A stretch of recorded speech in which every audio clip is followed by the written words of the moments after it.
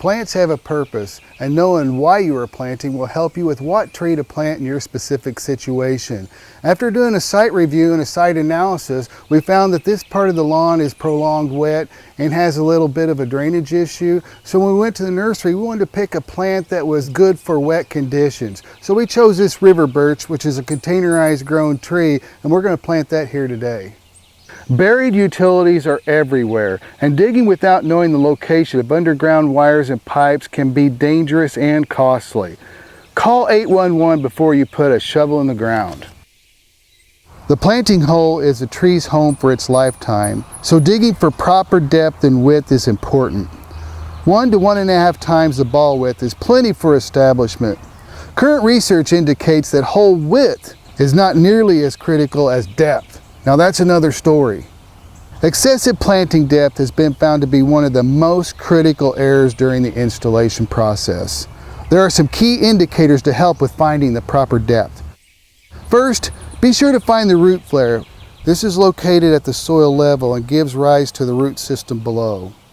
Second, be sure to remove the soil on top of the ball to expose that root flare down to the main order root system. Buried root flares can lead to decline, tree failure, and eventually death of the tree. Trees are either typically purchased as container grown or balled and burlap stock. Today we're going to plant a container grown tree. And one of the advantages of container grown trees is the fact that all of the roots are grown with the tree, as opposed to balled and burlap trees in which a majority of the roots, almost 80%, are left behind when the tree is harvested. However, one of the main concerns with container grown trees is the container itself. Solid wall containers are circular, which causes a dysfunctional root system. Tree roots are supposed to grow laterally. However, when they hit the wall of the container, they're deflected and grow either in a circular pattern or they're deflected downward. This could cause issues with the health of the tree later on and even cause stability issues, leading to tree failure. Of course, one of the main things you want to do with a container grown tree is make sure you remove the tree from the container. Now that we have the tree out of the container, we can do a couple of things. First of all, we want to inspect the top of the tree to make sure the root flare is visible. And also we want to check the roots to see if we have any of those circling or girdling roots which can cause problems for the tree later on. So what do we do about these girdling roots to prevent these issues later on in the tree's life? Well, current research indicates that the best way to prevent girdling roots and to get rid of the circling and deflective roots is to do a boxing or slicing treatment of the root ball. And this is simply just cutting off the outer inch on 4 cardinal directions to get rid of those trained circling roots. What you're actually doing is pruning the root system to allow new roots to grow laterally into the neighboring soil to create a strong, stable tree. Now that we've completed our root treatment by boxing off the girdling roots, we're now ready to finish installing the tree just like any other tree medium.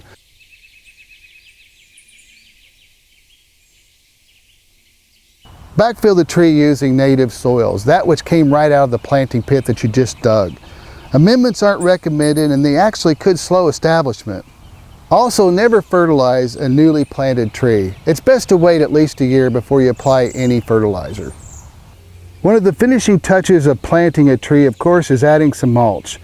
This will help reduce evaporation, reduce watering needs, and protect the plant as a visual cue for those operating lawn equipment. Make sure when mulching you don't mound a lot of mulch up around the trunk. Make sure you leave a little space there for aeration so that you don't get any disease issues later on. Of course, one of the final touches in the planting process is watering. Make sure you water your new tree well to make sure it gets off to a good start, and then water as needed. When watering a tree, I like to follow the 5+5 rule, which means add 5 gallons of water plus an additional 5 gallons for each inch of trunk diameter. So for a 3-inch tree, this would be 20 gallons of water. But be sure to get in there and check that soil to make sure that it does need water.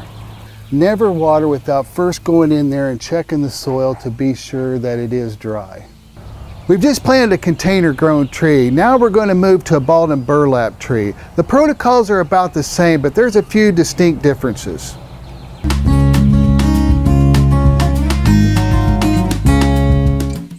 As we mentioned earlier, trees are purchased either as container stocked or in balled and burlap materials. Today we're going to focus our attention on installing a balled and burlap tree right here in this parking island. Planting width needs to be at least 1 to 1.5 times the width of the ball. This B&B tree is 28 inches across, so our planting pit will need to be at least 42 inches wide to accommodate the root system and allow for root expansion. Remember, width is important to tree planting. However, the final depth of the planting pit is critical for long-term health and survival of the tree. Be sure to remove the upper third to 1/2 of the materials around the balled media to prevent any root obstructions. It isn't necessary to remove the entire basket in burlap, as it creates a risk of disturbing the soil-root interface, slowing establishment and reducing stability. Be sure to remove the trunk guard and rope so that it doesn't inhibit trunk expansion and girdle the stem.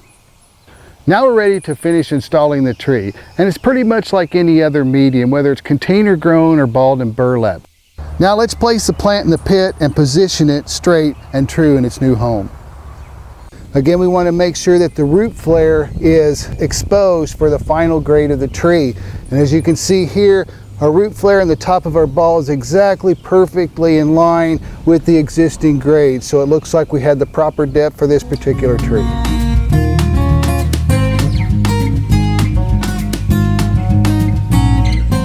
Of course, the final part of the planting process is enjoying watching your tree grow.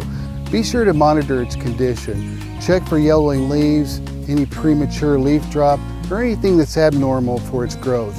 Check for pests on occasion to be sure that there's no insects or diseases that could be affecting your tree's health. And then just sit back and watch it mature into a great tree.